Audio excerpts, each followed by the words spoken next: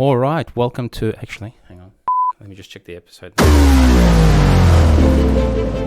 Welcome to Seeking Focus, a podcast that provides photographers and videographers with a place to critically compare technology, share ideas, and enhance their skills. Welcome to episode number 37. I think it is. What was that flying past? Well, there you go.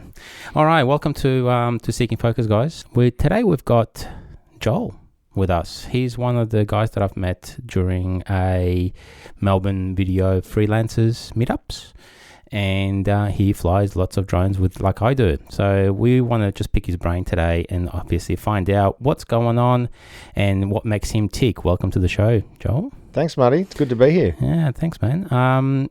Tell us something about yourself, man.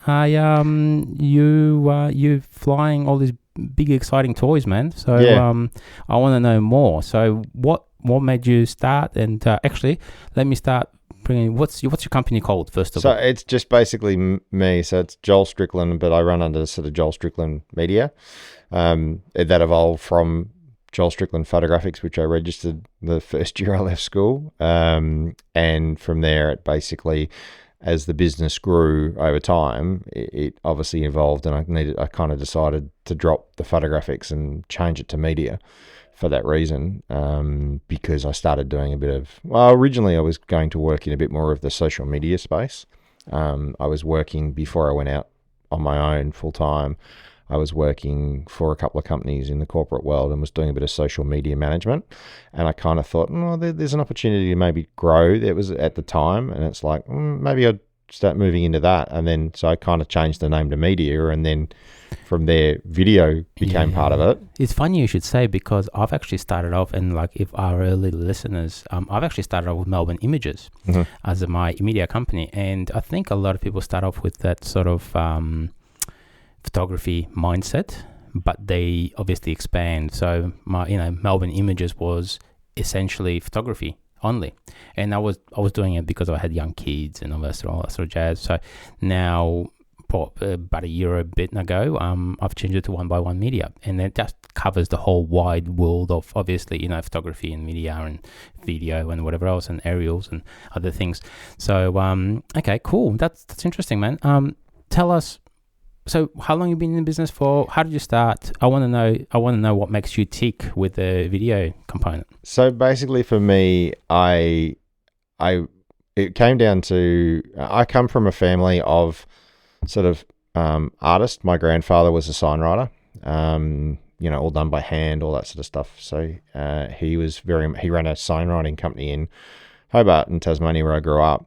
My uncle then took over that business, but he was also a little bit into photography. So there was always, and my grandfather was a watercolor artist as well. So there was all on the same side. So that was kind of where the family sort of creativity started. And then it got to a point when I was studying at school where you had an ability to choose an elective effectively within art. So I always kind of knew I'd be in an art kind of form when I was studying. So, and photography was an option. So back then, showing my age, it was film only. So you were working in black and white dark rooms and things like that. So I went down the photography route and kind of fell in love with it. I used to spend hours in the dark room developing and playing with rolls of film and test prints and all this sort of stuff. So I kind of really had a passion for it. And for me, that then formed the ability to then become my school's official school photographer for my last year of school. That's I helped fantastic. Start the photography club at school as well. And then I kind of knew that's where I wanted to be. But, growing up in Hobart, which was a small town, there wasn't a lot of opportunities in terms of commercial photography and sports photography was kind of where I thought I'd wanted to go. So I registered my business name as I left school to basically work in that part of the business so I could start operating. And my father had some corporate friends that started using me a little bit for work, which was great. So I started doing a little bit of the stuff like that. And then I worked in as we were talking about when I first arrived in here, looking at some of your heirloom, old cameras and stuff. Yeah. I worked in the photographic trade for a while. So I worked in camera stores and stuff. And, Oh, yeah. and as well as photography, I had a little bit of an interest in video because when I was still, doing work experience before, when I was still at school, I actually went and spent probably 5 or 6 days working with a TV crew who were producing a local kids sports show. And I worked with a bunch of guys there and had a bit of an interest in that kind of technology and that area. So I kind of always had that video background. And looking at a couple of the cameras that you've got here, it kind of old school. Oh, old school for sure. It jogged a few memories of stuff. And so that was kind of like what I thought about. And then, so I basically came out of school and worked in the trade, knew I needed to leave Hobart to progress. And so I moved, I basically worked in photography, started my business, started freelancing, predominantly in motorsport. Because there was a few events that were held in Tasmania that had an ability to push to overseas, to mainland outlets to be able to use for pictures. I got in with the local paper and started covering stuff for them because that meant they didn't have to send a photographer. So how old were you then? I would have been, at that stage, I probably would have been 18. Oh, wow. Okay. Yeah. Yep. So 18, 19, sort of that 20 age, that through those sort of. So it took me about 5 years of working freelance and obviously working in retail to basically build my name and get a bit of a folio up. And then I went to an event in Canberra in 2001 and was covering it with some friends, and just happened to be talking to another photographer who worked for the company that I knew. And he said, "Oh, there's a job going. Did you know?" I went, "No." He said, "You should apply." I said, "Okay." So I rang the owner when I got back and said to him, "Look, I hear there's a job going." He said, "Yeah, but you live in Hobart." I said, "I'll move to Melbourne. No worries." So I got the job. I moved over. I worked as a sports photographer for about 18 months for this business, shooting all kinds of sports from tennis, soccer, rugby league, motorsport, swimming, athletics, gymnastics, all kinds of stuff. A pretty amazing ability because the company I work for, they were the official photographer for Athletics Australia and Swimming Australia at the time. So I did a bunch of swimming meets, so hanging out with the likes of Thorpe and Clementine Stoney, Brooke Hansen, and a lot of those athletes, and it was pretty amazing to be part of that, but still all shooting film for predominantly a lot of it, so that was quite full on. So just hold that thought. I mean, a lot of people get into it now and they go, "Oh, I'm going to struck this big," and straight away get into it. But sound like like you've been doing it for a while now, but you obviously made huge changes to your life to be able to pursue this career, right? You're moving from Hobart to Melbourne, then you're 18, 19 years old. Mate, you're still a kid at that time, virtually, you know what I mean? So, mate, I'm just, far out, that's great. So, it was full on. I mean, the guy I worked for was a guy called Jeff Crow, and Jeff basically there's not really anymore, there's not really kind of any form of apprenticeship you can kind of do in photography. You kind of need to be good at it before you'll land a good gig.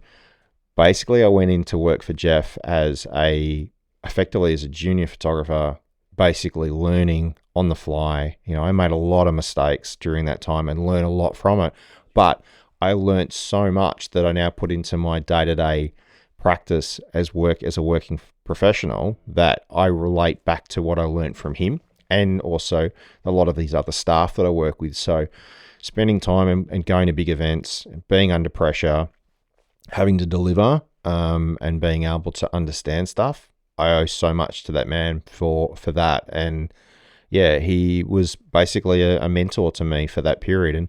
And like we did all kinds of stuff, as I said, long hours, long days, but it was really rewarding at the end of the day. And so when I came out of that, I decided that after doing that for the time that I did, I wanted to change. I'd always wanted to do what I wanted to do. And so by 25, I was a working sports photographer and was shooting some amazing events.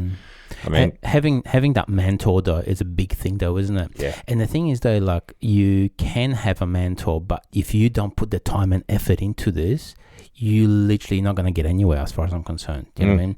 Like you were saying, you know, long hours and lots of mistakes, and you know that mentor is is obviously a big thing for you to learn and experience certain things. You know what I mean? So yeah, sorry mate, I'm just that's okay. It's great, but it's one of those things. If you're not prepared to learn and understand and change your habits, if you're doing something wrong and learning, you know, for me, there were just things that I hadn't ever dealt with in photography before that I needed to learn about. So, you know, for me, it was, you know, he would say, look, if you need to go and spend some time trying to understand a certain thing, just go and grab some film, go and shoot some stuff, have a play, just learn it so you know it inside out, so that when you come to shoot, you know that the stuff you're going to get back is, you know, 100%. is perfect. Yeah.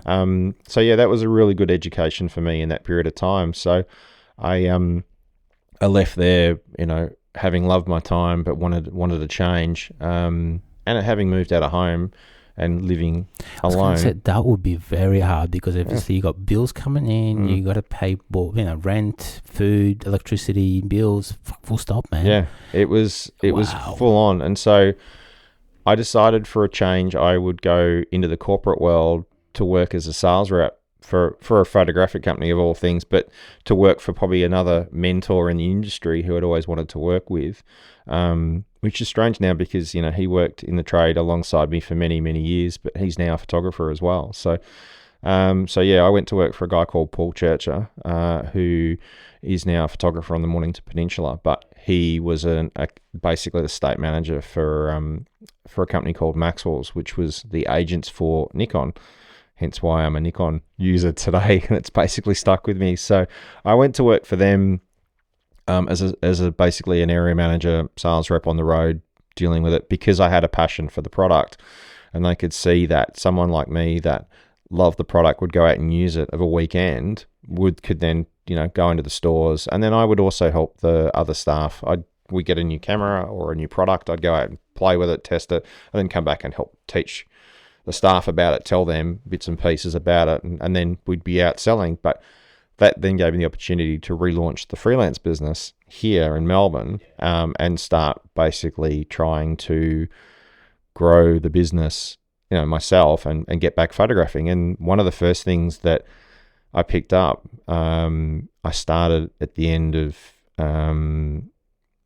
2002 with Maxwell's, and basically at the start of 2000, well, it must have been either late 2002 or it started 2003, I had a phone call from one of my good mates, Ryan Laif, who was at the time the editor for rally.com.au, which is the website that supported the Australian Rally Championship. Man, so I love rally, man. Yeah. Like, this is my old school passion, man. So it was a thing that I had done. I'd known Ryan for a few years, and it was the trip that I'd been to Canberra with him that I managed to score the other job. And he said, well, you know, do you want to come spend your time off helping to shoot the ARC with me? You know, I'll be the rider. You'll work alongside another photographer, Neil Blackburn, who had been, again, these guys had been involved in rallying for quite a few years. I'd known them for quite a bit because there was always a round in Tasmania. So he said, do you want to come? You know, well, basically, there's not a lot of money in it, but, you know, it's a weekend gig. You'll be able to have the opportunity to freelance back to outlets, but you'll be shooting for the championship. So you'll be creating content, basically photography. Portfolio, and great. It was on early digital. I think I was shooting probably either D1 or probably D200 even, probably. Oh, so mate, that's old school. That's old school, early Nikon of digital. So I shot a lot of stuff on D200. But yeah, and so I then spent the next 5 years working with the championship as their official photographer, shooting content or shooting photography, going to all the rounds around the country. I think over that period I missed one round. But yeah, it was. It's the commitment though, isn't it? Like you have to, like a lot of blokes these days, or a lot of people, should I say, they're just like, oh yeah, I'm just gonna get this big gig and I'm just gonna get into it. But what they don't realize, it takes years of contacts. Mm-hmm. Takes years of practice, takes years of portfolio work, like same with myself as well. Like, the portfolio that I have at the moment, I didn't get that overnight. You know what I mean? So yeah, no, it's But it comes back 100%. to the reason why you and I are here today talking is networking and building a network. That's right. And so I had built that network and grew that network over time, and so it became obvious. And then, part of through that championship or through that time, I created some amazing images, some amazing memories traveling around, but made some really good friends. So as I said, Ryan is one of my closest friends. He's another photography mentor for me, because again, having someone that is reviewing your work and looking at it and being critical of it, teaches you so much more. And over that period of time, working with him, it was great, because he would look at stuff and he'd go, that didn't work, or that I don't like that. Can you change your style or shoot that differently maybe next time? And just that constant feedback is great to help you understand and grow. As a photographer, to be able to understand it. We're spoiled with digital because we can see what we're capturing there and then, but you just don't.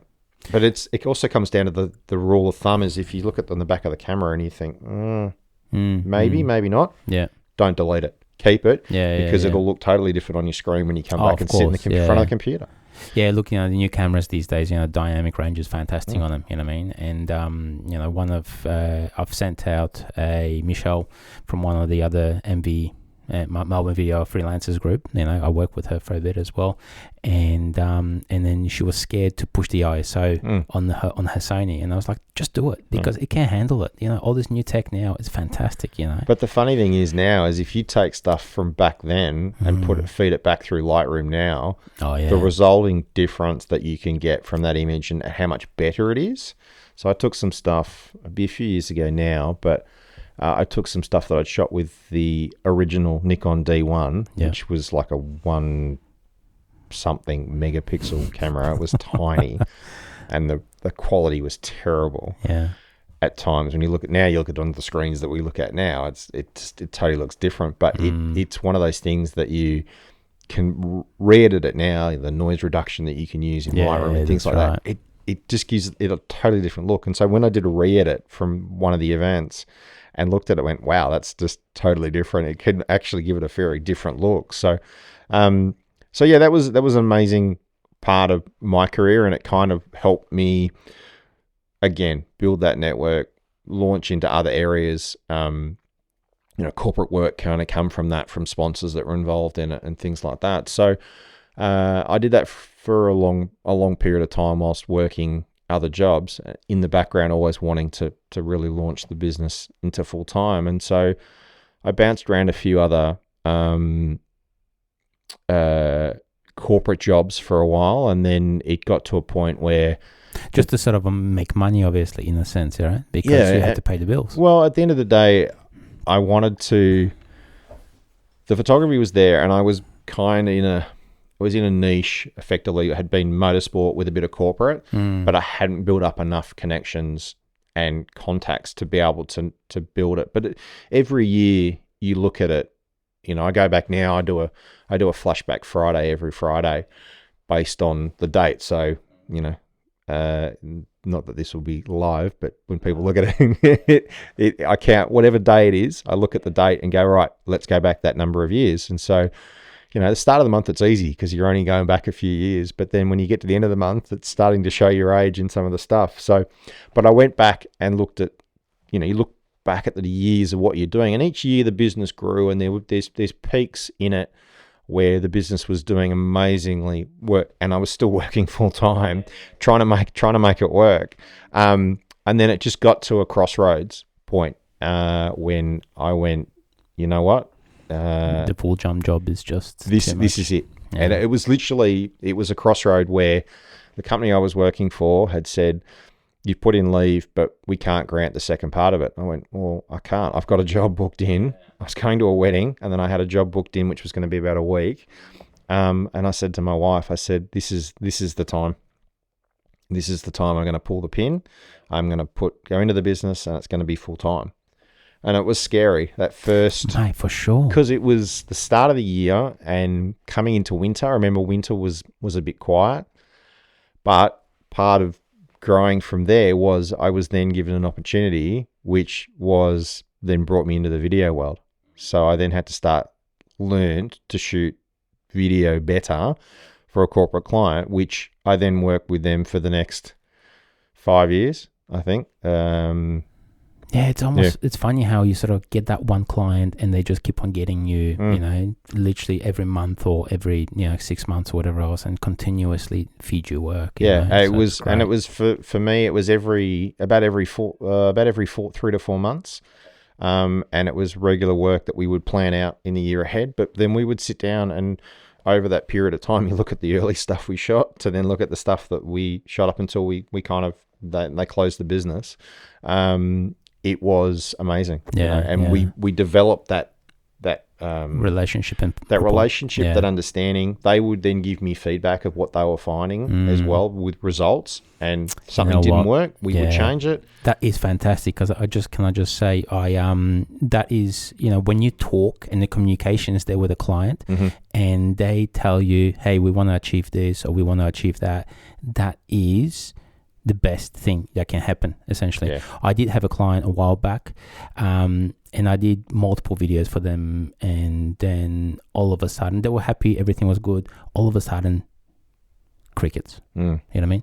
And I was just like, what the hell's going on? And then all of a sudden I'm seeing their social media accounts with videos from someone else that's making them, and they didn't even come to me. They didn't even say hi.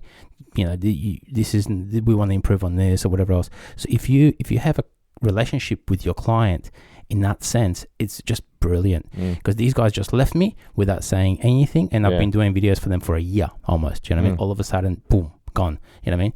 So I was just frustrated, but having that relationship or that rapport with a client, it's so much easier for everybody, you know what I mean? And then you expand your skills as well at the same time as well. So yeah, there you go. Yeah, and it grew. And basically what it was is we would do a run effectively, and it was for an auction client. So we were basically shooting for content for them, which we were then putting out to then help them promote the upcoming auction. So we tried certain things where we had the guys presenting, and that didn't really work. So we went back to a different style, and then we were then shooting everything, shooting one version, which they were then trying to turn into a different crop, and it wasn't working. And I said, what would work? And so we then came up to the idea that we would end up shooting everything vertically, everything horizontally, and then each basically video would end up being 3 versions. So there was a horizontal, a vertical, and a square. And you have to make those extra adjustments. If you want to keep that client, you look after them. You know what I mean? Because they just keep on coming back to you, and they're really good to work with as well. So. And I would say to them, well, what do we want to do? What we need to change? I can change this way. And so it then meant, and then obviously COVID hit, and we had to then change everything again. So the workload went from being, we were probably creating, sort of 5 to 6 videos at auction to creating 250 in just a matter of, in that matter of time. So, and trying to do that. And then, part of that challenge was that I couldn't travel, and they had locations in other states. So I then had to try and find freelancers to bring in. So that was a real challenge. It's always challenging in that sense. You know what I mean? There's a number of different things that I do at the moment, and a client comes to me and they go, "Oh, if I'm too expensive, I'll refer them to someone else." You know what I mean? So it's always a challenge to make sure that keep that client happy, and essentially they'll be happy, so they'll refer you to someone else as well. So and that's what it's about. It's about building that network, but that also about having the ability to talk to your client and come back to them and say, well, what's your budget? What do you want to do? What's the output? It's part of part of that is that conversation and understanding them coming to you. And, I had one recently where they've come to me and said, okay, well, we need this done. And it's like, well, okay. And then she said, I've got this budget. And I went, well, that doesn't really work for what you're expecting. So I said, I'll do it, but and then I said, if you can go back to them and say, look, we need more for this. And she came back to me and said, yeah, we've got more. So, it kind of worked, but that's that. And, that's and the funny thing is, I do exactly the same thing. I've last couple of years, client rings me up and they go, oh, can you do this? Mm-hmm. And I said, yeah, sure. What's your budget? Oh, we don't know. Well, hang on. There's no point of telling me that your budget is $500 or, $200 because, it's not going to cover my fuel virtually, you know what I mean? So they go, oh, yeah, maybe, we got, this $1,000 or $2,000 or whatever else. And I go, well, I can work with that a little bit, you know what I mean? But, like a lot of people say, oh, can you give me a quote? I said, yeah, I'm happy to give you a quote. And then they turn around and go, whoa, that's too expensive, you know what I mean? So it's just like, there's a number of times where don't even waste my time, mate. You know what I mean? Sort of thing. So, you guys are a company. I'm dealing with a professional company. I am a professional company, and you guys are telling me your budget is, a few dollars. You know what I mean? It's just. But it's also the hardest. One of the other things I've found, and COVID was a great equalizer in that sense, in that it gave a lot of people the opportunity to sit back and rethink their business model, look at what they've done, and actually probably work out that you're probably being undervalued and that you needed to do that. And so over probably the last 4 to 5 years, I've re-evaluated my business, the way I do business and the way I price myself. And I basically turn around and just even from a few conversations this year with a few other people I've worked with, and they're just saying, like, I was too cheap, far too cheap. And there's a couple of people that I've worked with regularly that we've had this discussion about sort of stuff. And, it's the same thing. If someone comes to you and you've got this budget, then you then need to know whether or not you can do it, or whether you bring certain people in, but it'll also be the result that you get at the end of the day. You want a high quality caliber result, then you bring in someone that'll deliver that, and that it'll deliver it in that time frame. So, we had a job earlier in this year for a car brand, and they came to me at the start of the year and said, we need to do this. It's going to be 3 days. We've got this deliverables. We're going to have journos come in, all this sort of stuff. And it's like, okay, I know who I need to go to. So I went to one of my regular videographers that I work with. I was covering photography. He was going to cover video, and basically, but gave them a quote. Yep, they were happy with it, and basically, so I knew that what we would deliver would be of the caliber that they would expect, and they had no issues, with that. And they've worked. That's again comes back to relationships and working with someone. They know that you're going to deliver, but it's also how you present yourself to the client when you're dealing with them directly, but also their clients. So on an event where they've got their customers there and they've got other people, it's how you basically deal, how you present yourself on the day, and how you work. How professional you are in a sense, right? I mean, every time I do a drone job with someone, I always wear my two-way communications, so we know exactly what's going on. We don't want a situation where a magpie or a crow hits the drone or whatever else as well. We want to make sure that we do the right thing by everyone. You know what I mean? And and like even things like just from a professional point of view, you got to make sure that you have your your certifications, your licenses, your insurances, and whatever else too. So what to do in the case of shit happens, kind of thing. You know what I mean? And that's the other thing is we're talking about how you present yourself, and also how you present yourself to clients, and how you want to show what it is. It's about that professionalism. It's about making sure if someone's coming to you, they know that you're certified, you're insured, you have an understanding, you have a backup. In that sort of sense. So on a big job, I will take my main drone, but then I'll take a backup. when I'm on a photography shoot, I'll have 2 cameras. You know, on a video shoot, I'll have 2 cameras. You know, you've got that backup. You've got spare cards in your bag if there's an issue. You know, when you do a download, for example, on a big job, you download it twice to 2 drives. That's right.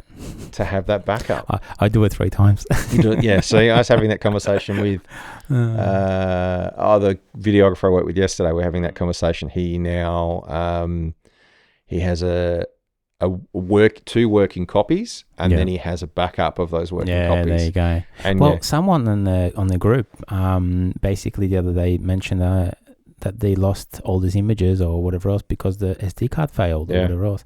And I was just like, whoa, mate, you know, it does happen though. That's the thing, isn't it? So, Joel, at the moment, through COVID, so how have you changed the business? Because you're still doing a lot of photography and video, like obviously ground stuff, but also aerial as well, right? Yep. So walk me through that. So what's your core, I guess, you know, what can I say, what pays your bills in a sense, you know what I mean? It's been weird, like having this client that I had for a long period of time was a major part of my year. So it was sort of 3 weeks, it was 5 weeks work about every 3 months. So that for quite a period of time, you know, during COVID, that was still happening. So we were lucky we could still operate. And so that was quite a large part of it. And then just before COVID hit was when I started to go out and get my drone license. So I literally got my drone license 6 months before COVID hit. I was fully certified. So I got my REOC and my REPL and my AROC and all that sort of stuff. So that was all sorted. So that was kind of the plan moving into 2020, was to grow that side of the business. I really wanted to do the drone stuff because it was still, a lot of places were still expecting you to be certified. Certain venues would only allow you to be certified. So that was kind of my plan. Photography had been strong. Video had been a part of it. And so over that period of time, so COVID kind of messed it up. It was literally taking whatever you could to basically survive. Luckily, I picked up quite a large job towards the end of 2020 for they're effectively like an investment company that owns business parks.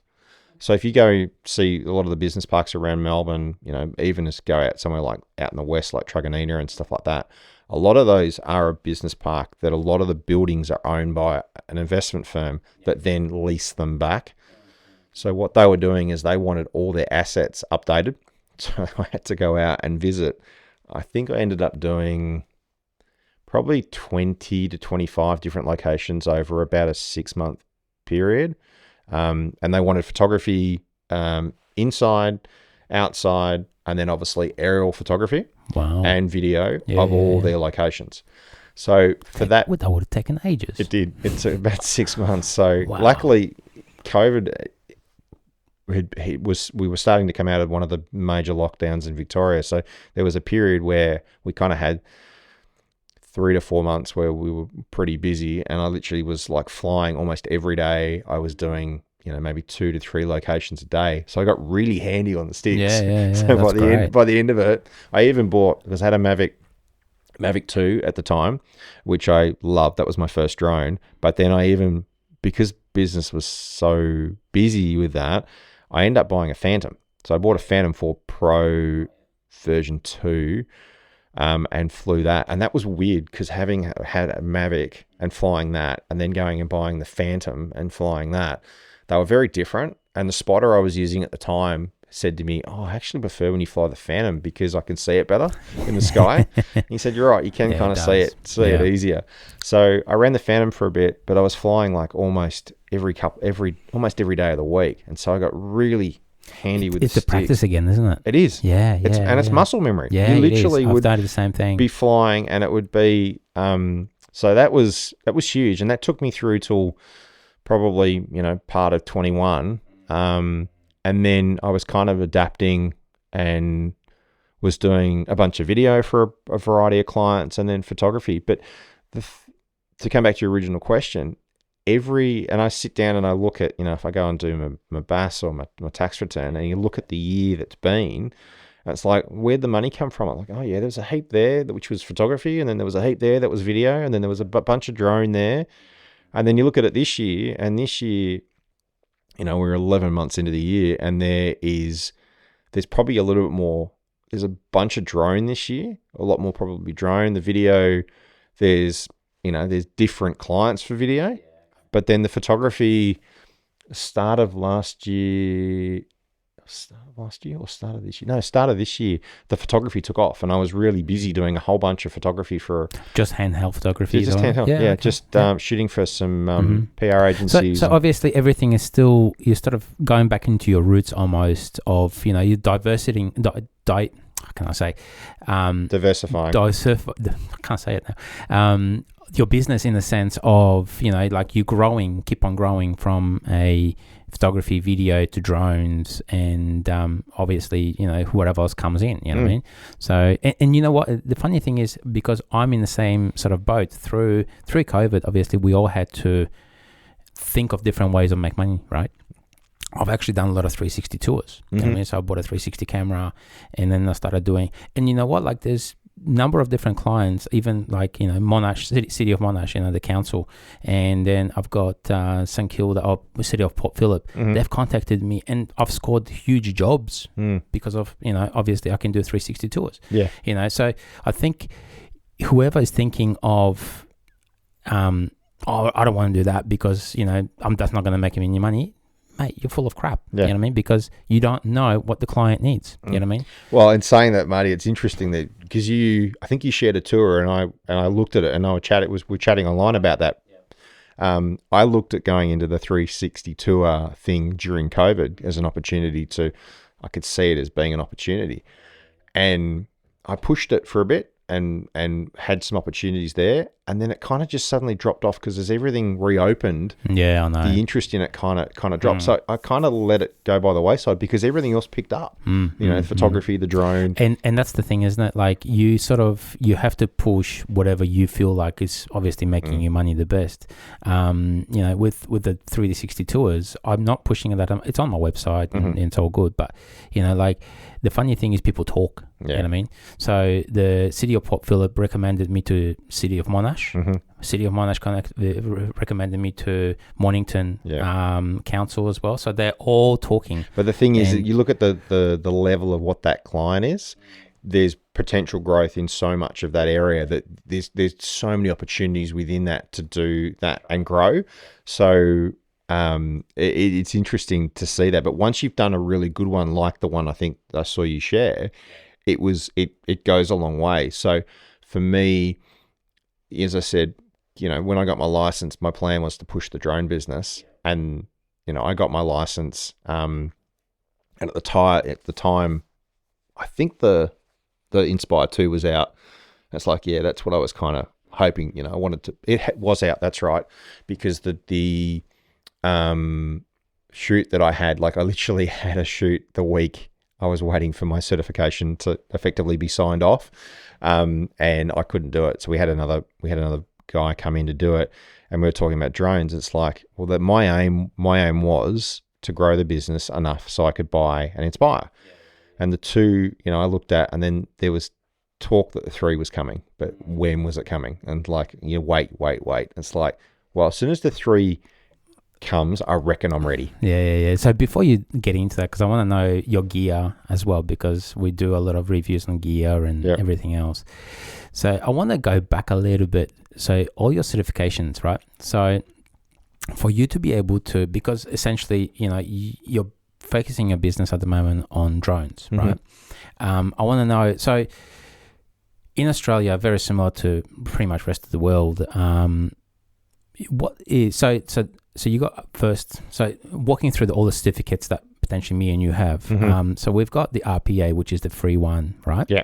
So it's RPA is the which I don't know whether that even existed, because they probably didn't actually. When did they bring that in? Because I don't remember that.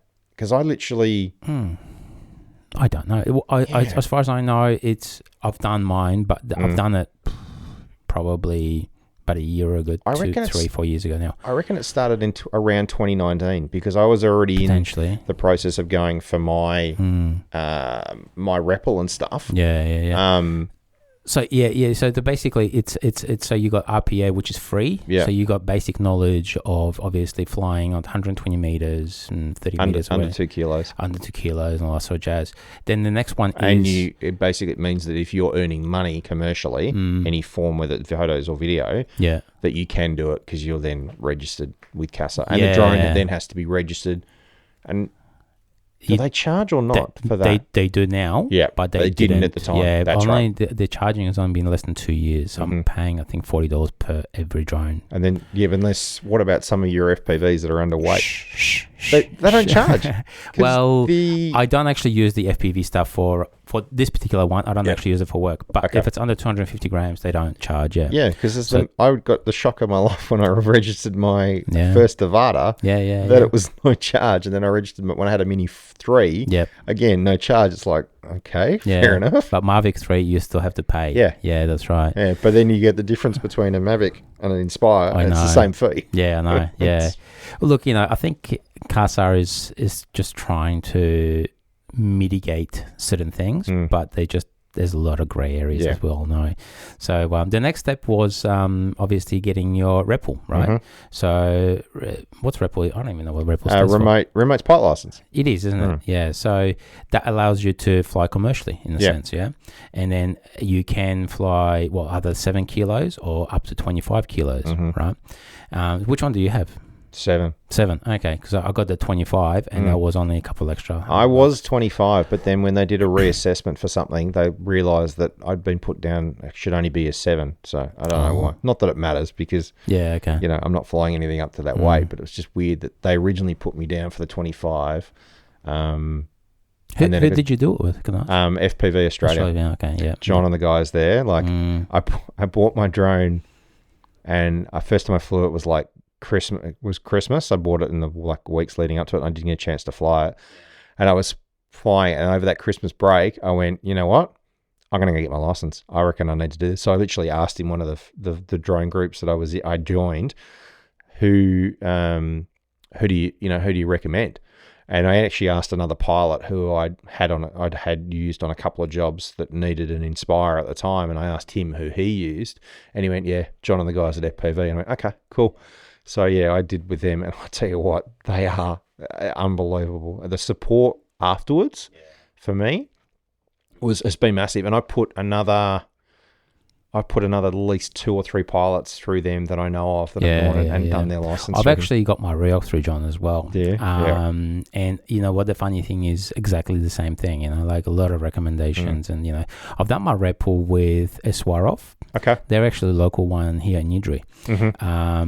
But a lot of it has been done still online in a sense. Yeah. But I wanted to pick a local person, and I said they were great. It's I think and then I went through John for my REOC. And REOC is the next step up, which is the remote operator's certificate. But you can't fly on a REPL unless you're under someone who has a REOC. Yeah, correct. Yeah. So, so I've done all the tests and everything else as well, and so you've got your REOC through John as well, right? So REPL and REOC. I already when I had the first discussions with them, I said to them, look, I want to do it, and I said, look, I'll just do the full thing because there's no one else I knew had a REOC. At that time, it would make sense for me to become my own operator.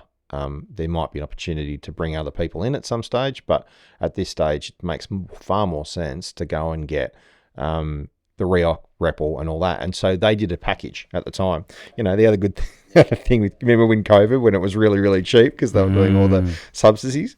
So I knew what it was up for, and it cost me thousands. But same. As I said to people, they said, well, what did it cost you? And I was like, well, it cost me quite a bit of money, but it's worth every cent because they helped me from the time you go and do your REPL.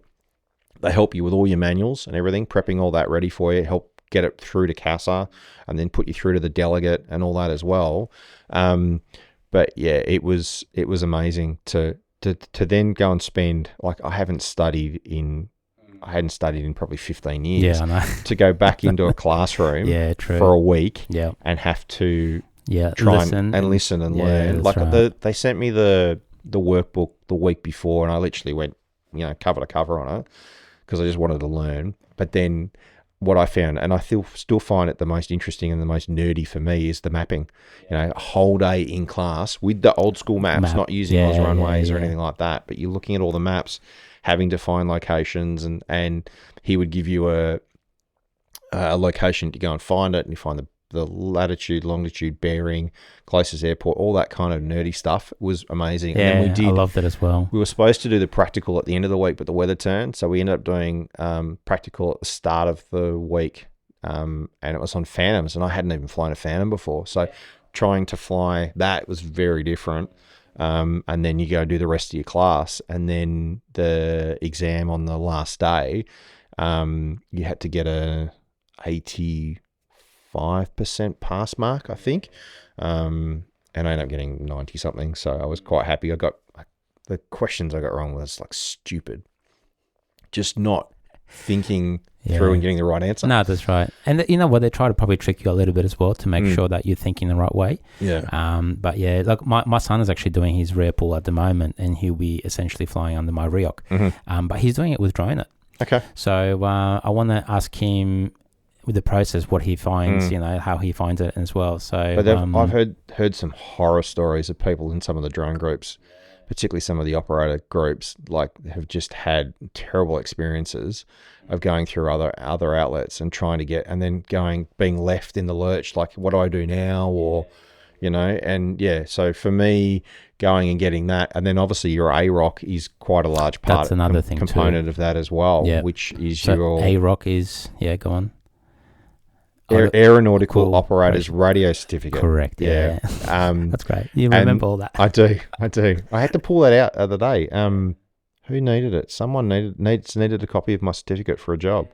I can't remember who it was. I think it was for a council, for a permit someone was putting in. But yeah, it's quite cool. And I've been training up a new assist to help for a particular drone job that I had coming up, which has now been postponed because the vessel we're supposed to be filming is not ready yet.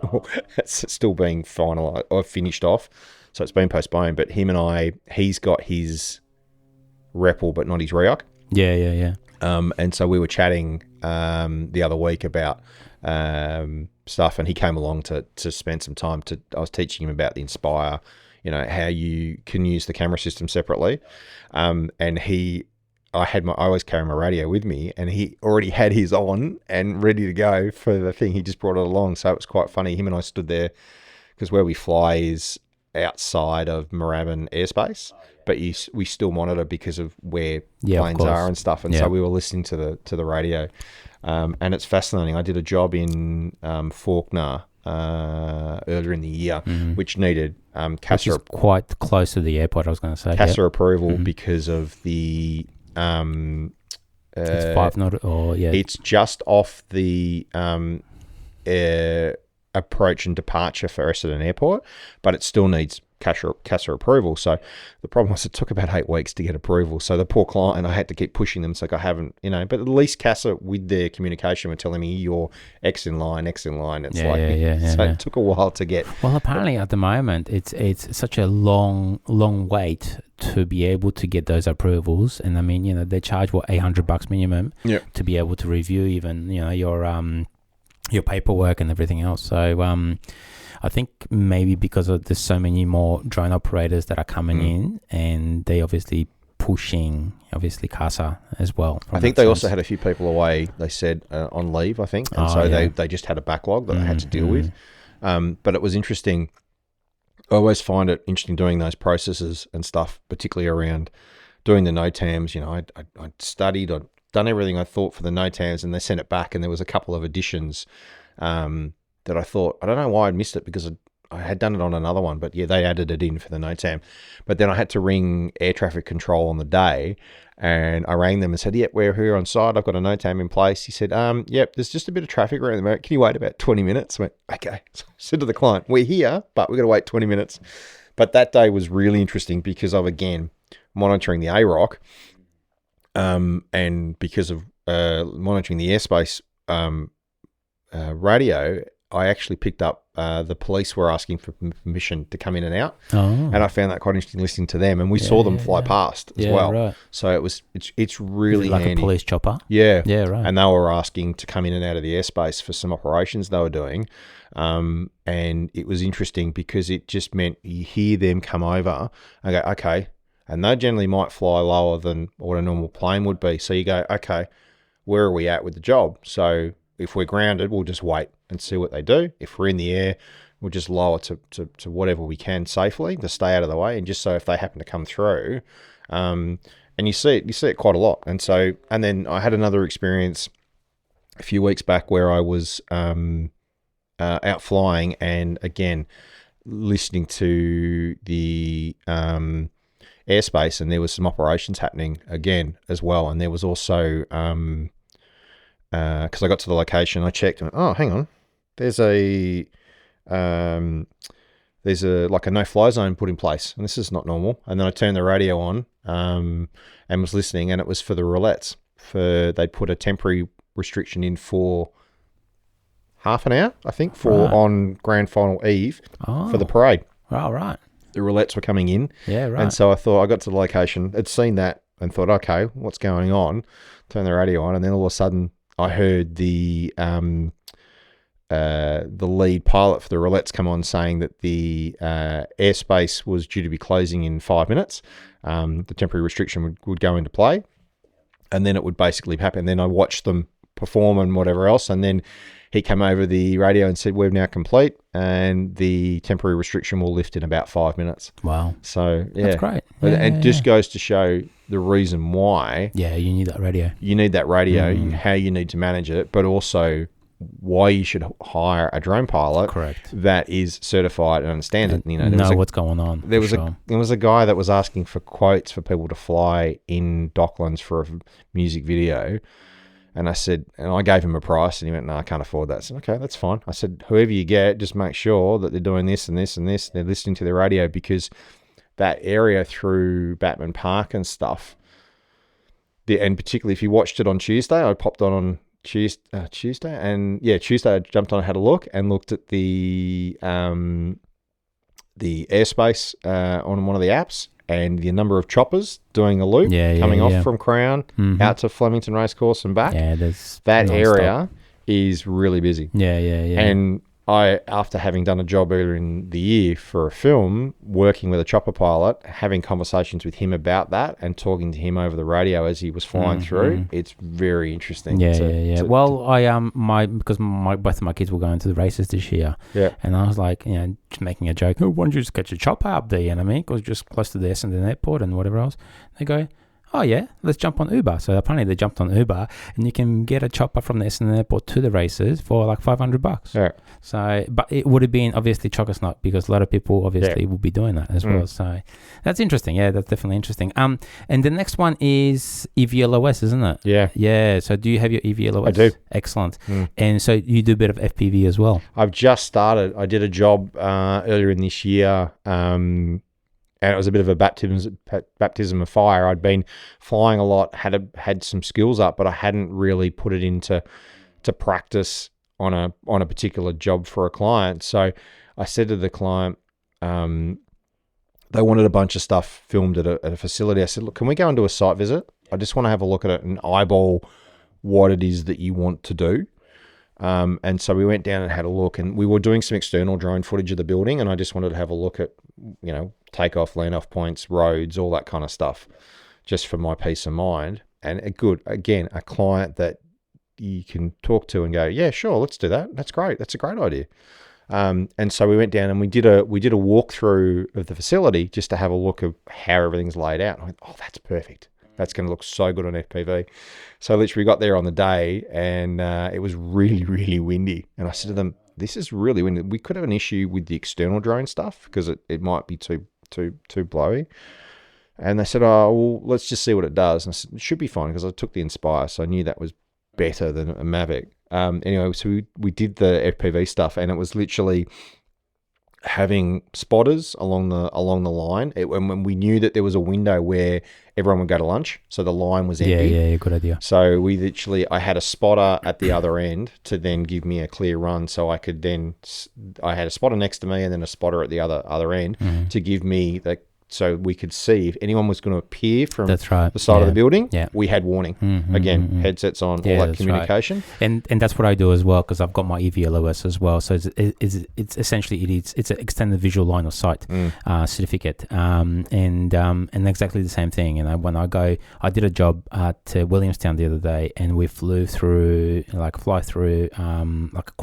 cricket courts, and that was brilliant. The funny thing is about FPV is you got to keep on practicing and practicing and practicing, you know what I mean? Because it's just not, so it becomes back to the muscle memory and being comfortable with, and it's very different flying, even going from, say, the Mavic to the Inspire.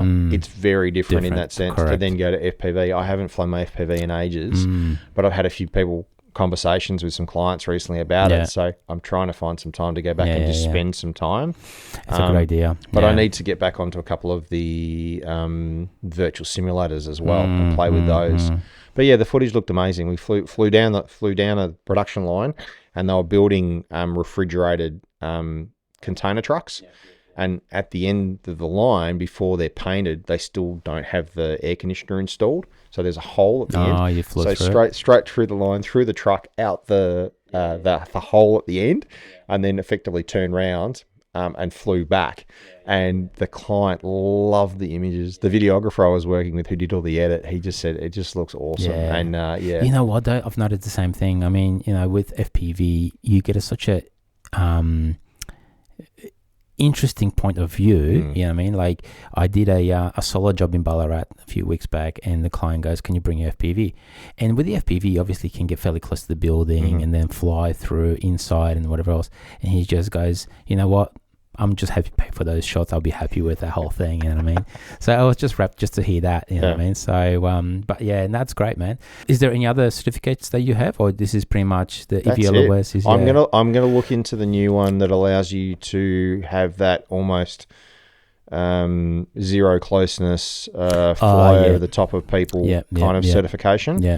I know two other pilots this is the close the proximity, isn't it? Yeah, I can't remember what it's called, but it's a new what is it? It's a new. I've looked at it for it as well. I just saw the price tag of like $3,000 or whatever. Is that what it is? Yeah. Okay. And I was just like, I love to do it, but like the FPV stuff that I do is the close proximity. And it's 99.995% indoors, without any people, essentially. You know what I mean? So I'm just actually, the other one I do have, I have an instrument addition to my manual, which allows me to fly indoors in a closed facility within 3 nautical miles of an airport. Oh, right. You need that. Yeah, I needed to get that. Yeah, because I had a client come to me and said, we'd love to do some drone footage of inside of our warehouse. I went, well, you're close to Moorabbin. But hang on. Let me just understand this, because if it's indoors, CASA's got no authority over that, right? But the airspace is you're still within a no-fly zone, so you're still within 3 nautical miles of an airport. Yeah. The problem with the drones is that they're geo-locked, so as soon as you try and take off, it'll hit the geo wall. So in order to be able to unlock that, you need that certificate, that you need that instrument addition for your manual to then send to them to unlock it. Because I've had to do it probably maybe 6 times across 2 different locations, and I needed to do. I can't remember. I think I went to John and said, I'm going to look into that as well, because I've done a few jobs indoors, where now obviously no GPS. Yeah. So you're kind of just flying. There is some restrictions on the drone that it wouldn't fly to certain levels or whatever else as well. But I never really had any major issues with taking off indoors with no GPS. But it's more the fact that it hits the geofence for the right. and because the one we did earlier in the year, their facility backs onto Moorabbin Airport. Yeah. So even though all the doors are closed and all that sort of stuff, the drone physically won't. So the drone essentially knows where it is. Correct. Yeah, It'll literally turn on, and then it'll see that it'll because of the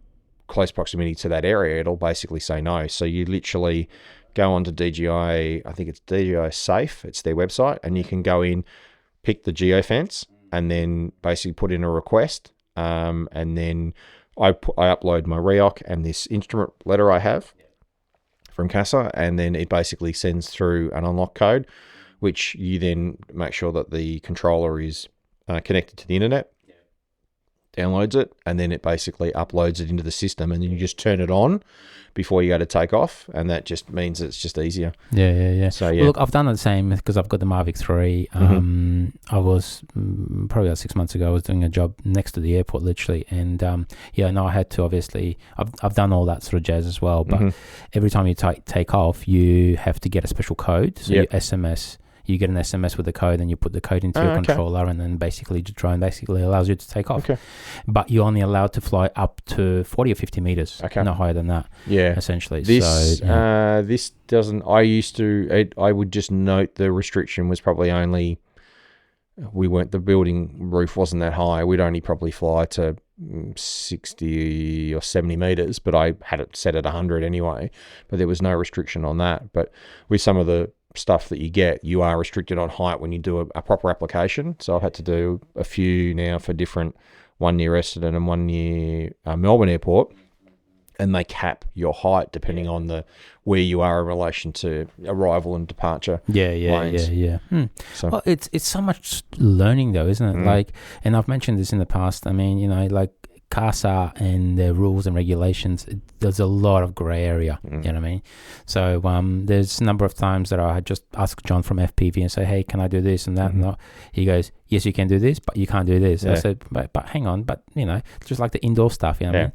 It's just like, mate, sometimes it just doesn't make any sense, but anyway, it is where it is. I want to know your gear, man. I want to talk about gear because we've been going for a while now, and I want to know more about what makes you tick. So start from the photography cameras.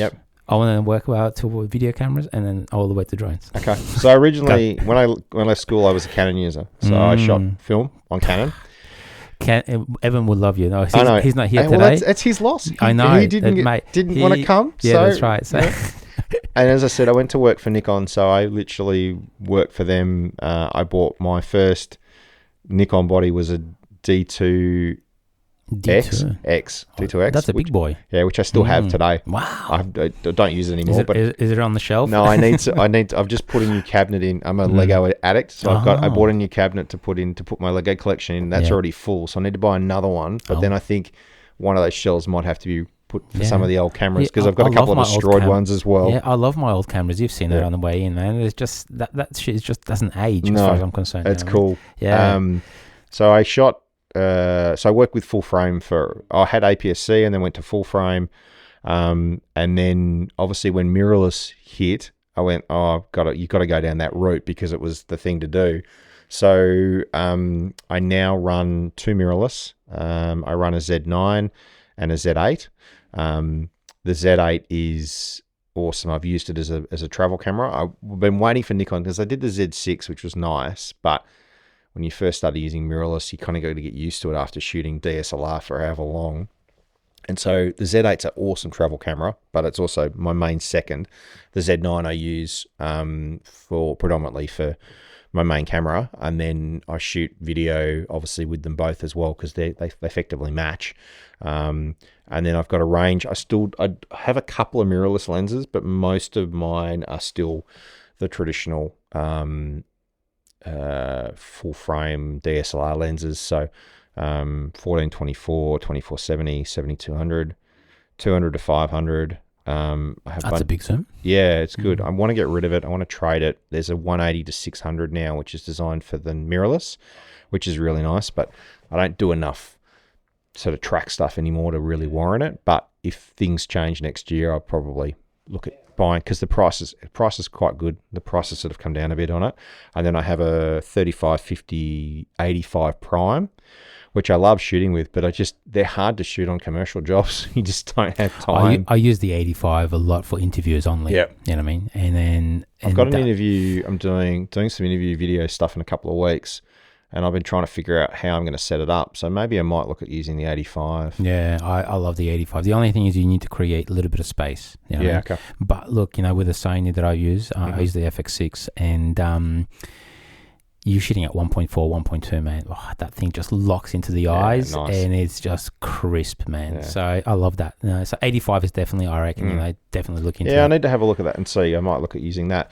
And then obviously ancillaries for that are obviously speed lights, studio gear, and then so I've got studio flash, studio video light, LED panels, a bunch of GoPro and audio recorder stuff for doing in-car recording for when we're shooting car stuff. Mm-hmm. How many GoPros do you have? I've got, what's the latest one? 13, isn't it? 13, So I've got a 12, 11, 12. I've got sort of three main ones, but I was going to buy a 12, and then I heard the 13 was coming, and I don't want to buy the 13.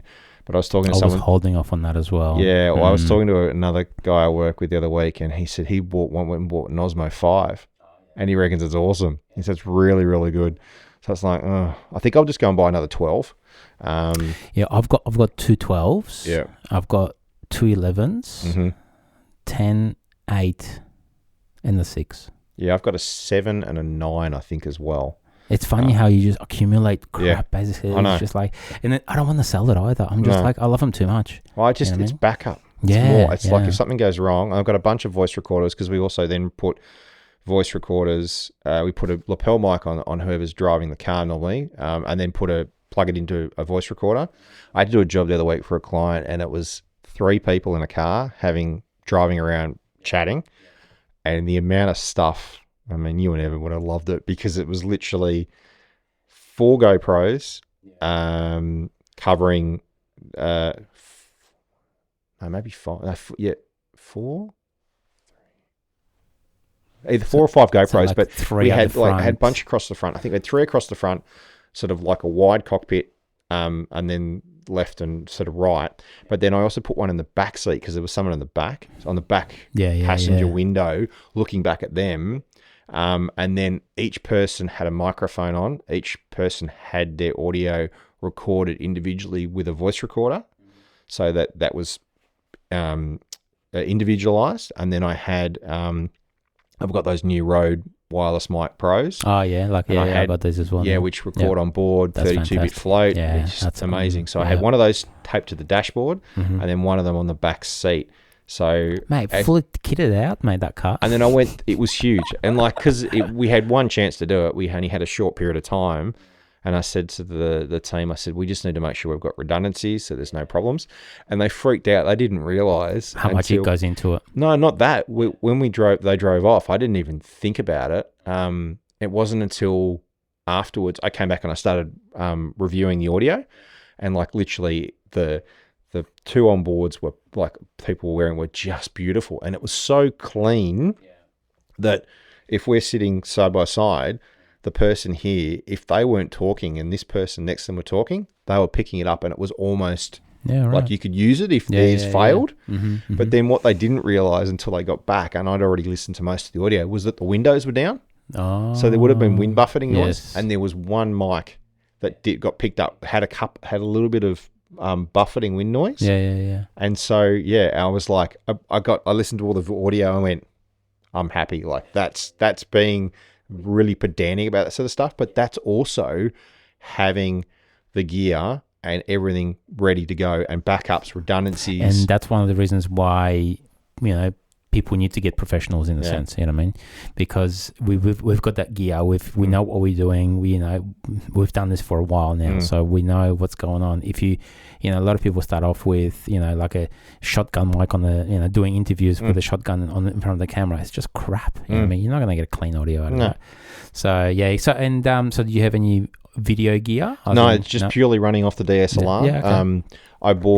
I had a Ronin S gimbal, like the first sort of DJI one. I had one of those. And I used it, I don't know, maybe 2 or 3 times, and I hated it. I just couldn't get it right. Yeah, right. And I sold it, flicked it, didn't want to deal with it. So then I bought an RS2 and didn't use it for a period of time. Used it on a couple of jobs, and then I kind of decided to make the switch from what we were using, an old DJI Osmo. But for what it was, it didn't really make a big difference. And I thought, you know what? I've been spending time. During COVID project, I'll get it up and running. And I started using that, and I used that more in, like, I don't know, the first month. I pulled it out of the box and started using it in the first month, and I had the entire time with the old one. And now, having spent some time with some other videographers and, again, learning a little bit, teaching yourself how to do stuff more, I'm getting a lot better with it. And I've been using it. I've used it way more this year on jobs, on a couple of shoots, and I love it now. And I'm still trying to get my head around it 100%, but I now love working with it because, you know, I'm a photographer. That's what I trained to do coming out of school. That's all I ever wanted to do. This video thing is a really new thing for me. Kettle of fish, isn't it? But working for a couple of clients that understand that I'm not a video guy, but I'm learning and I'm getting better at it. And it's like, last time I saw their editor, I went, feedback, tell me, what did I do wrong? What do I need to change? He went, no, it was really good. That was great. Just when you're doing this, just do that slightly differently. Again, the feedback component is the big thing. Yeah, you know what I mean? Or think about it. Because, you know, you're used to shooting photography. You go, shoot that, and then I'll move. And you can't do that with video. You have to have a different mindset. You have to then go, okay, I need to think. Slow panning and whatever. You got to switch off. Yeah. And then for me, editing your own stuff when you're learning is great, because you then go, well, hang on, if I shoot 50 frames, and if I do that right, I can slow that down and make that, and you go, oh, that just works. And so, yeah, I've worked on a couple of projects for a client this year where we've been shooting a lot more stuff with gimbal. And we shot a couple of really longer form videos. Like, most of the stuff I've done has been quite short, but we've shot these 10 to... Well, he wanted them shorter, but they've just, the way that they've come out longer. So they're probably 10 to 15 minute videos. And I've been really happy with how they've looked. And one of them went to 20,000 views within... Wow. It was what it's sitting at the moment for some of the stuff that we shot. And just little ideas to think of. Things that make you happy as well, don't you? Like, so people are actually, you know, seeing what you're doing, and it's just brilliant. Okay. But I'd love to buy, again, see, Evan's not here, so he would love this. Was thinking about buying a C70 for a long period of time, and now that the C80's here, a videographer that I work with, he's talking about buying one. So I'm very tempted to see if he buys one, what he thinks of it. Another videographer I work with, he's got a C70. And I shot with him yesterday. I'm just trying to think, did he have... Yeah, he had that yesterday for a long period of time and was hand-holding and doing a bunch of shoots with it. And he loves it. So, yeah, I'd love to buy... Keep in mind, I don't know if you listened to our episode on new gear, like we both, I think, well, Evan bought, I don't know, whatever, some kind of crap thing. But Blackmagic? Yeah, that Blackmagic as well. I'm not a fan of Blackmagic either at the moment. But the film crew I worked with this week, he was shooting on Blackmagic. Yeah. But, like, keep in mind, when you're buying a new cinema camera, the extras that go with it. Yeah. You know what I mean? So Evan, I think, just purchased, and I think that's the next episode with the batteries. He bought the Canon thing, but he's using that for a lot of video work at the moment as well. But he was saying that you couldn't get batteries for him. Yeah.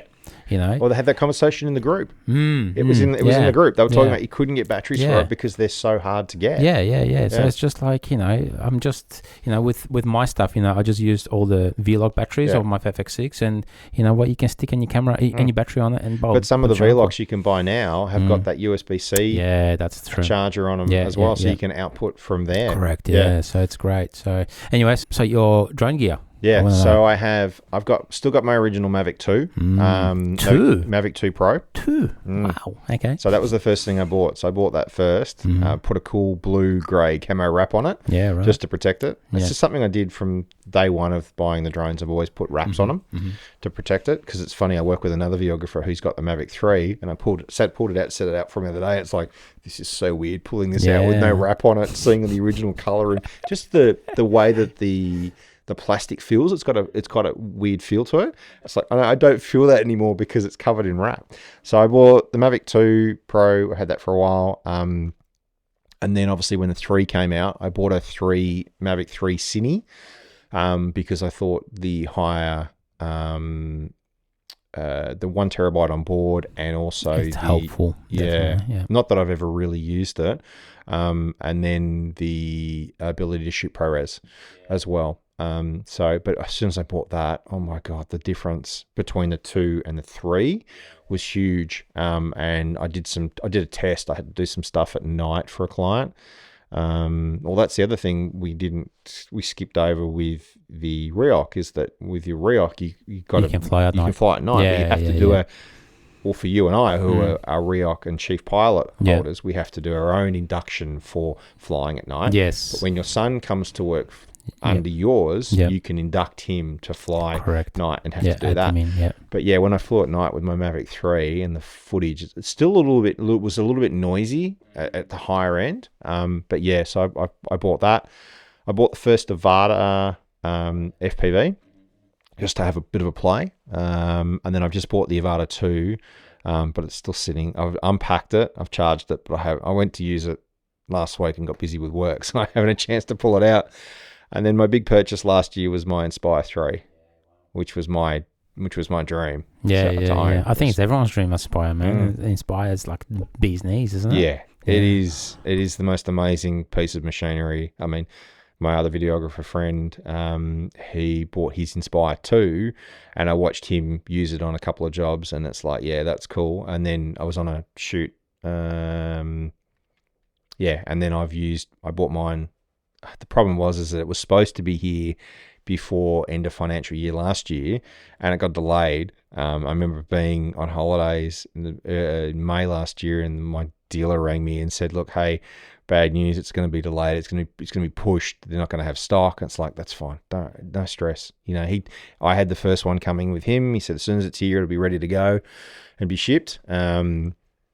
And so, yeah, I literally bought it with the full kit. So I ordered it with the second controller, because strangely enough, the case that it comes with has the spot for the second controller, but you have to order it as a separate thing. They're about like, what, $2,500-$3,000? No, they're about $2,000, I think it was for the second one. Yeah, okay. And then I bought all 4 lenses at the time. All 4? All 4. Wow. I knew, because until you start playing with it, you don't know what things are going to look like. You know, it's a very different mentality, having flown a Mavics for years, to then put the ability to go longer and put a longer zoom. And then also the 18 with it is beautiful, because it's wider than a Mavic lens as well. So it's really nice for really wide stuff. But yeah. So what lenses do they come with? 18, 24, 35 and 50. Okay. And there's now a 75 as well. Okay. So you've got the 18, 35, 50, 24 and 75. Yeah. Oh, so you have a 75 as well. 75. Oh, wow. So when the 75 was announced first week of September, I was away in Queensland on a job, and I was just checking my phone first thing in the morning before heading off on the job. And there was a video had popped up on YouTube promoting this new 75 lens, but I hadn't seen an email or anything from DJI, just this video talking about, like, what the? So I copied the link, sent it to my dealer and said, order me one. When can I get it? So how much did that set you back? That was another... It's just, they're about $2,000 a pop, pretty much. But the thing is, the 75 is a bigger lens. It's about the same size as the 18, so the same diameter. It needs 2 counterweights on it as well. Yeah, right. So it won't work on the drone unless you put counterweights on it. So on the back of when you buy the lens, does it come with counterweights? It comes with the counterweights. Yeah, right, okay. So if you look at the gimbal on the head, or the gimbal head for the for the drone, there is on the back, there's a plate, like an exhaust vent plate. And you basically take that plate off, put a new plate on that then has this metal weight, which is probably the size of a matchbox, that then slots in the back to then give that weight. And then what it does, there's a spring-loaded counterweight that goes on the top of the arm of the gimbal as well.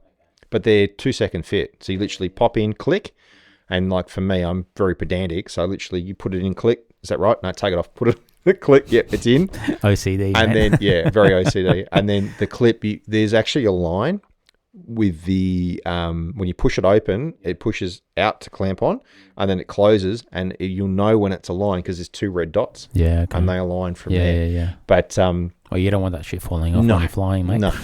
But the 75 is next level. I've only used it a couple of times, but the 50, well, the first job I did with the Inspire, I'd only had the Inspire a couple of weeks, and I went away for a couple of days to shoot some stuff for Toyota for the launch of the Hilux, the new Hilux GR Sport. And I put the 50mm on it, on the Inspire, and was flying and went, this is just next level. It was just gorgeous. So is 50 the favorite? 50 is my favorite. Wow, I just love the compression. I mean, for me, my favorite lens shooting stuff normally is like 7200 or 2470. I love that compression effect. And the longer lens stuff is just gorgeous. It's really nice. Wow, yeah. A lot of people can only dream about that sort of stuff. But and then flying the Inspire is just another world in terms of what it does. I've actually heard there is a big difference between Inspire 2 and 3, like a huge difference. Yeah, I had a job earlier in the year where we took it to Adelaide to shoot some stuff for a client around a racetrack. And the videographer I took with me, he's got a 2. And I said, look, we're going to have the 3 there. I'll get you to we'll dual op it. Because obviously with the 2 controllers, you can dual op it. So I flew because the problem with racetracks is when you're flying is that there's lots of infrastructure everywhere. You've got to be really careful. And, you know, especially when you're down low. Yeah, either down low or just, you know, transitioning through certain areas. And you also want to be safe.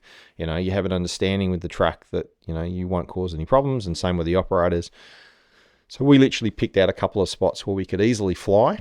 There's a pattern I could kind of fly, and then I just basically gave the controller to the other videographer to control the camera, and we were doing this run down the main straight on the inside of the track, so we could clearly run up and down and parallel the cars as they came up. And we did this run, and he had the gimbal, and I basically flew forward, and he tracked the car and then turned around and looked back at it. Yeah, and he went, "Yep, I need to upgrade now." After spending a sort of a morning flying it, he looked at it and went, "Oh God, I have to upgrade now." Yeah, and so, it's not a cheap option, isn't it? To, like, you know, you got to spend what, 25k Australian at least. You're looking at, once you kit everything up, you're looking at about over 30,000. Far out, man. It's almost like you have to. Like when I buy my stuff, like, so I've got my, you know, Enterprise, I've got my Matrice M30T, and that costed me what, 14 grand almost. And you have to be able to purchase something, but you need to get your money back in a sense. You know what I mean? That's the way I look at it. You know, and it's one of those things where I think with better gear, you essentially be able to get more jobs. However, you need to know how to use this thing too, man. You know, like when I started up the Matrice, the thermal camera, I was just like, wow. It looks like crap, man. Like it's almost easier in one sense. Yeah. But then it's a lot harder in the other, you know what I mean? But the technology with that, with what you can do with it. So I've got a client that does some stuff around solar. And so they were wanting to do some stuff, and I was away on a gig and I couldn't do it, but it was in another state. I happened to be in the same state that it needed to be in, but I couldn't go because of this job. So I met another drone pilot who's based in South Australia, and said to him, "Hey, can you any chance you could do this job for me?" It's like, it's pretty easy. It's just some photography and some video and stuff. So of course he took his camera that had the thermal on it and shot a bunch of thermal stuff, which looks awesome because I did an overlay in the video of it, and literally flicking from normal video into the thermal overlay, and it's like, Yeah, great. Thanks. Now I'm going to have to go and buy something that's got some kind of thermal ability because of how good the stuff was. Yeah. But yeah, it's pretty amazing tech. Yeah. But that's great. I mean, the fact that it fits in that size case. It's just a little case. Yeah, that's right. And, and I'm saying, like, I'd love to have the Inspire 3 as well. I just can't justify the price. But the case is as big as this table. Yeah. Like, it is huge. And having to operate out of it. Yeah. The last couple of days working with it, it's just, it's not easy to travel with and work on location. I've just spent 2 days out in the country and it was so hard to literally, you got to move from location. You kind of really have to pack it up. You can't really easily just throw it in the back of the car because it's a process though. It's a process. Yeah. So I literally was packing it down and then moving it. But some of the stuff, we shot some stuff at night and oh my, the footage out of it was just, I couldn't believe it.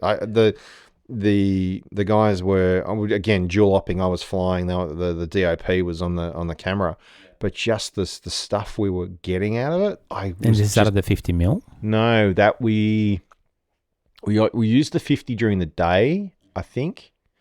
But most it was 24. Yeah, okay. Most of the stuff they wanted. Is it like a 2.8 or? Yeah, 2.8. Okay, yeah. I think they're all 2.8 and one of them's 1 point something. Oh, wow. Okay. I think. I'm guessing the 50 will be 1.8. No, I think the 75 is 1 point and I think the 18 might be as well. Oh, wow. Okay. Yeah. Not that you ever shoot shoot at that, but no, that's right. Yeah, but I mean, DJI is obviously they own 80-90% of the market, isn't it? Yeah, so it's crazy. I just hope this. I don't know. There's a lot of talk about this ban of DJI stuff in the States and stuff, but yeah, well, if it does, the one that they're talking about, if it does come in, it won't affect pre-existing product. It's only new product. Yeah, right. So those that are already using it would be okay, but they're already seeing government departments and stuff pushing back and not allowing it. Even here, I've seen some conversations about some government departments are being government. Yeah, I know someone that actually works for and I had a chat with him, and they want to do like roof inspections and other things, and I'm sort of in talks now with that, but it's the DJI component. It can be a bit tricky in a sense. I think they just need to do a couple of updates and then essentially block whatever data they're sending back to wherever. But there's no talk about that in general sort of use in Australia just yet. Not yet, thankfully. But that's cool. Hey, what was your favorite client? Because I think a while back you mentioned that you were doing some massive, like some quite big shoot that you wanted to have a chat about. Oh, look, I did. Yeah, well, when we were originally talking about it, I was going into. I ended up doing ended up being on a film. Well, it's not really a film shoot because it ended up on YouTube, but it was a high-end production that that came through a contact that I had that was ended up being for Yamaha India. And they shoot this film every 2 years called Call of the Blue. And it's a Yamaha promo film that comes out of India. And 2 years ago, apparently, they shot it in Greece. So this year, they decided to come to Australia in winter and film. And so I got invited along to do some drone ops on that. But it had everything from guys with the full massive... basically Russian arm rig, tracking rig. They were doing some stuff as well. And so I rocked up to do, the first day I was there all day and only did about 45 minutes of flying. As long as they paid you for the full day. They did. But it was weather. It was the weather closed in earlier than they'd hoped. And so we had to push, but we had a window at the end of the day to end up film. But I got to meet some amazing people. The director and the DOP were both big guys, big car guys from the US. So they both do really big high-end ads and car ads overseas. So building that relationships, mate. Well, that's the thing. They left Oz when they finished, and one went to Dubai to do something, and the other one was going back to Salt Lake City to film something. But it was funny. I was chatting to the DOP, and I gave him the controller to shoot some stuff. He said, oh yeah, my flat, his roommate has one. And so they've used it a bit on jobs. He said, can we change these settings for me so I can have it set so I use it? I said, yeah, sure. So he's changed the gimbal setup for him. But we were flying at Sandown Raceway in Melbourne, chasing the bikes. And literally the good thing about Sandown, if you've ever been there, you know that it's a horse racing track as well. So the horse racing track's on the inside. So the track literally mirrors almost the racetrack all the way around. So I literally flew FPV on the camera on the top of the Inspire, and he flew with the 50mm, I think, on, and I literally just followed the racetrack all the way around. So I had clear run, no dramas, and we did 2 laps. I think we did the two laps on one battery too, I think.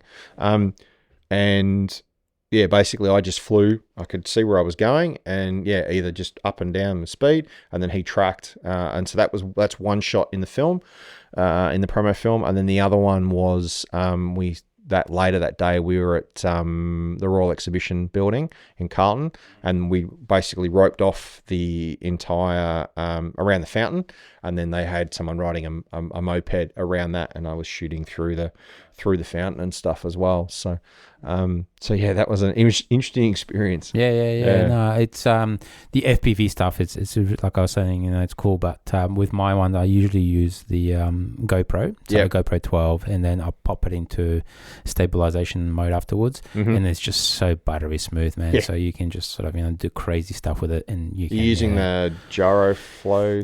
No, so I've got the Real Steady. Oh, Real Steady. Yep. Yeah, so that's the GoPro one, isn't it? Yeah, it is. Yeah, but I still find it easier. Well, much better than gyro flow. Okay, you know what I mean. I think on the Avata you can't use the Real Steady because it's only a GoPro thing only. Mm-hmm.